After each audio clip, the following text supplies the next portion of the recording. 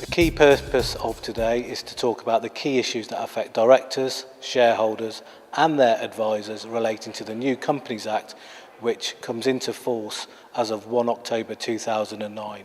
Bearing in mind the talk is for only 1 hour and said to be the largest ever act passed by Parliament.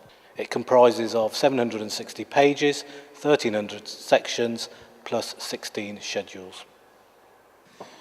So what do you really need to know and what do you really need to do? First of all directors must be fully aware of their duties. It will never be an excuse that they never knew what their duties were. Key documents and decisions must make reference to section 172, i.e. the duty of a director to promote the success of the company. You must update your director's interests regarding proposed transactions or arrangements with the company, bearing in mind to the extent this is not done, it is a criminal offence.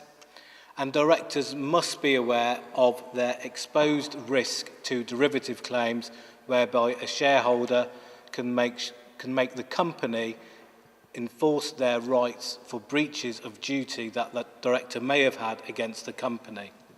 In terms of trading disclosures, emails must contain the registered office, company name and registered number of the company.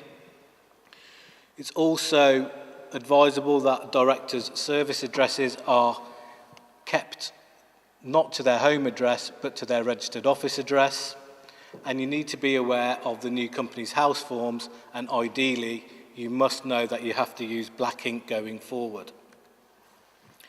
It is also fundamental that you update your current articles of association, particularly in terms of conflict of interest provisions, allotment of shares provisions, removing the need for an AGM, removing the need for a company secretary, and making the best benefit of the new Companies Act in regard to electronic communications. In terms of the new model articles, these will not be suitable in most cases for owner-managed businesses. They are very inflexible. They assume only one class of share and that those shares are fully paid up. And finally, when updating your articles, please ensure your shareholders' agreements are also up to date to deal with preemption rights, loans to directors, and other issues where you need shareholders' consent on material matters.